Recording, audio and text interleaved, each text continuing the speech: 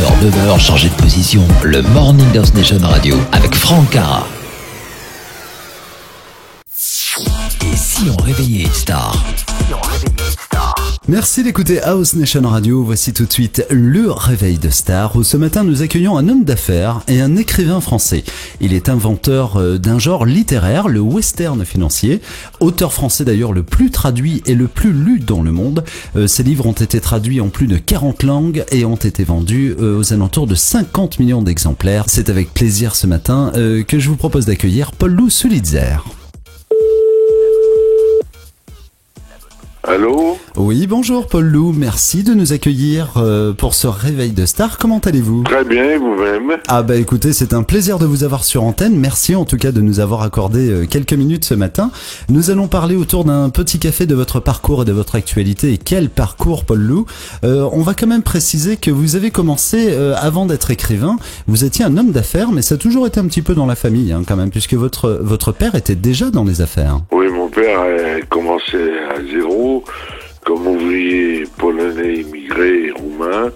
Il a monté une entreprise qui s'appelait les usines Titan, avec 7000 employés, en partant de rien à l'époque. Et moi, j'étais d'abord un créateur, avant d'être un homme d'affaires, créateur, contrairement aux prédateurs. C'est joliment dit.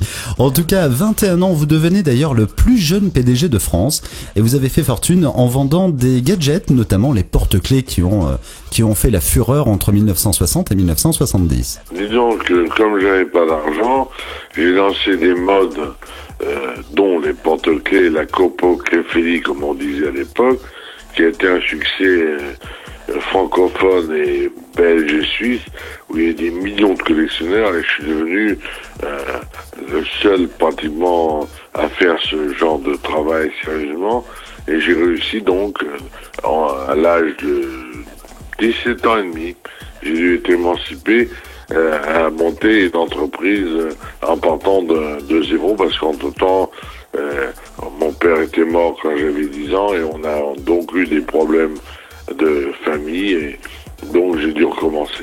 Et en 1980, votre carrière prend un nouveau virage, un virage surprenant, puisque vous proposez aux éditions de Noël de produire un western financier. C'est vous d'ailleurs qui avez inventé un petit peu ce mot, un roman d'aventure de finance-fiction. Oui, disons que j'ai toujours cet esprit de créativité.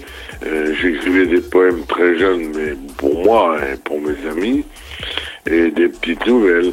Et un jour, Monsieur Blanchard, qui était président des éditions de Noël à l'époque, une filiale de Gallimard, m'a demandé d'écrire mes mémoires. J'avais 20 quelques années, j'ai éclaté rire, je dis non, mais par contre, j'ai peut-être une idée, j'en ai assez qu'on parle de l'artisan, du petit entrepreneur, du créateur, comme on en parlait à l'époque, et on mélange tout dans ce domaine. Je voudrais raconter le monde des affaires d'aujourd'hui tel qu'il est, avec le bien, le mal, tout dire. Et c'est comme ça qu'est né le western financier. Et de là, effectivement, vous sortez Monnaie, qui rencontre un large public. Suivront bien sûr Cash en 1980 et Fortune en 1982. Suite des exploits et bien sûr revers financier de Franz Simbali, qui est un homme d'affaires justicier. Ce personnage, je veux dire, tout le monde le connaît au jour d'aujourd'hui. Ben, c'est un peu mon frère jumeau. Franz Simbali a commencé comme moi. Il a un peu mon état d'esprit, dont je n'ai fait finalement que m'inspirer de la vie que j'avais et pour créer ce personnage qui est mon double. Et ça reste un peu autobiographique ou pas ? Ah ben, uniquement d'ailleurs, à l'époque, ce qui explique d'ailleurs le succès, parce que j'ai parlé d'un sujet qui était tabou à l'époque, ou alors déformé, et je l'ai rendu accessible au plus grand nombre. Et Monnaie, finalement, c'est mon expérience vécue, un héros qui me ressemble comme deux gouttes d'eau, et des affaires qui sont un peu celles que j'ai entreprises, évidemment en y rajoutant un peu de fiction. Et en 1983, vous sortez Le Roi Vert, qui est une épopée romanesque. Là, ça connaît un succès considérable. Vous êtes traduit tout de même dans une trentaine de langues, et là, c'est parti pour une très très très très belle aventure. C'est-à-dire que Le Roi Vert était un succès mondial, un succès français évidemment, mais aussi un succès mondial aux États-Unis, au Japon, en Allemagne, en Italie, dans tous les pays européens et dans tous les pays même du bloc communiste à l'époque. C'était en Amérique évidemment un énorme succès aussi. Donc si vous voulez, Le Roi Vert a fait de moi un poids lourd de l'édition mondiale. Alors, ce qui est assez hallucinant, c'est que après vous vous êtes mis tout de même à sortir un roman par an. Je veux dire, c'est pas rien. Il y a eu Popov en 84, qui dépeint l'espionnage économique soviétique. Il y a eu Anna en 1985. Qu'est-ce qu'il y a eu d'autre aussi, inspiré du destin donc d'Elena Rubinstein. C'est hallucinant de sortir un livre par an. C'est énorme. Mais vous savez, on a oublié, parce que c'est comme ça le temps, que les photonies du 19e, Alexandre Dumas ou Eugène Sue, écrivaient beaucoup plus qu'un livre par an. Si on regarde des feuilletons gigantesques, moi je n'ai fait qu'un livre par an. J'avais des choses à raconter, j'ai voulu les raconter. J'étais un témoin de l'histoire. Enfin, ce qui est fou, c'est que vous sortiez un livre par an, mais c'était un énorme succès par an, ce qui n'est pas forcément le cas de tous les écrivains. Non, mais j'ai touché un sujet à l'époque qui était complètement tabou.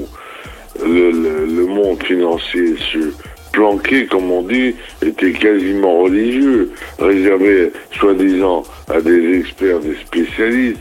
Et moi, j'ai rendu le monde de l'argent, le monde financier, accessible au plus grand nombre, et même à des gens qui n'avaient aucune culture financière. Donc, si vous voulez, j'étais un peu un initiateur, en quelque sorte. En 87, il y a eu l'avion, le fameux Cessna 172, qui était piloté par Mathias Rust, qui s'était posé sur la place Rouge à Moscou, tout le monde s'en souvient. Et vous avez fait ramener cet avion en France, et vous l'avez fait d'ailleurs appeler l'avion de la liberté, et qui a fait l'objet d'une énorme médiatisation.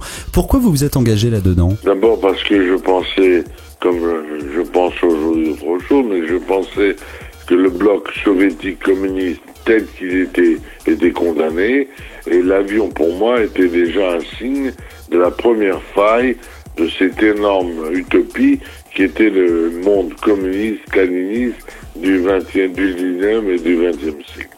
Et j'ai donc acheté l'avion qui a commis pour moi le plus grand exploit depuis Charles Lindbergh, puisque il a traversé les lignes soviétiques qui étaient les plus protégées au monde, par des radars, en rase-motte carrément, avec un jeune Allemand qui s'appelait Mathias Rust, et qui s'est posé devant le bureau de Gorbatchev, et qu'on a immédiatement emprisonné à l'époque, comme on l'aurait fait d'ailleurs ailleurs. Hein. Certainement. Et il a fait sauter à l'époque tous les généraux, enfin tous les gens qui étaient chargés de la protection du territoire.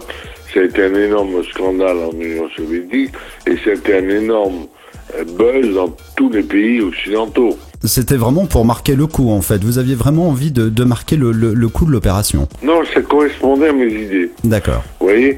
Donc j'ai toujours agi comme ça depuis que je suis un enfant. Quand j'aime quelque chose, quand ça correspond à mes idées, je crée un événement. Alors, pour revenir à votre carrière, en 1990, vous avez joué dans votre, on va dire, dans le film qui a été repris de votre livre Monet. Comment est-ce que vous avez vécu à ce moment-là la mise en film de votre roman ? Vous savez, le film, c'est une autre œuvre. C'est une œuvre qui prend les mains d'un metteur en scène, d'un producteur, d'une équipe d'acteurs. Il faut pas avoir l'orgueil qu'ont certains confrères qui considèrent que c'est leur bébé, on doit pas faire. Alors ils ont qu'à le faire eux-mêmes, vous voyez. Je vous suis. Bon, le film m'a pas emballé, disons, je pense qu'il était très anglo-saxonisé, si je peux employer ce terme.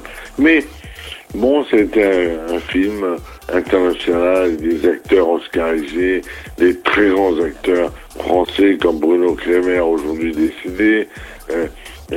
Donc, si vous voulez, personnellement, j'étais déjà content de voir porter au cinéma et en série de télévision un de mes livres, un de mes romans. Alors, ce qui est assez marrant, c'est que l'on vous a revu au cinéma en 1997, où vous jouez votre propre rôle dans le film Mauvais genre de Laurent Benegui. Oui, c'est une expérience. J'ai dû jouer dans 4 films. Monet, où j'ai joué un homme d'affaires en donnant la réplique à Serge, Eric Stoltz et Bruno Kremer. J'ai joué dans Mauvais Genre, où j'ai donné la réplique en jouant mon propre rôle à Monica Bellucci. J'ai joué, quand j'étais beaucoup plus jeune, dans Les Planètes, avec Johnny Hallyday, Hubert Wawaf, Corinne Piccoli. Et j'ai joué aussi encore un autre film qui s'appelle Dancing Machine, qui est sorti d'un de mes scénarios, avec Alain Delon, à qui j'ai donné la réplique dans le générique du film Assanement. En 1994, vous avez sorti Le Régime Solitaire après avoir perdu 26 kilos. Donc déjà, c'est une belle prouesse d'avoir perdu 26 kilos. Pourquoi de là en faire un livre? Alors d'abord, j'ai jamais voulu au départ en faire un livre. L'histoire est beaucoup plus simple. Christian, le grand professeur mondialement connu Christian Cabrol, un jour me voit et me dit « Mais t'es complètement transformé ». Je lui dis « Non ». Et alors j'avais des analyses de bébé et il me dit « Tu devrais écrire ton système ». Je lui dis « Non ». Mais je lui dis « Si tu fais la préface et si tu contrôles médicalement le livre, je le ferai ». D'accord. Il m'a dit oui. Et c'est comme ça qu'est né Le Régime Solitaire. Et le livre a été un gros succès aux éditions Lafon à l'époque. Et il est vrai que c'était une publicité vivante, ayant moi-même perdu 27 kilos exactement avec ce système. En 2003 déjà, vous avez lancé un nouveau journal qui est Savoir s'enrichir. En 2009, Angola Gate. Alors ça, c'est toujours un sujet qui est un petit peu tendancieux. Et en 2009, vous attendez 2009 pour revenir au thriller financier en publiant L'escroc du siècle, qui est portal de fond la crise financière mondiale et surtout l'affaire Madoff. Beaucoup de recherches, je présume, pour un livre comme celui-ci. Évidemment, mais en plus, j'ai moi-même été victime de bandits financiers. Donc tout ça m'a inspiré, poussé à écrire ce roman.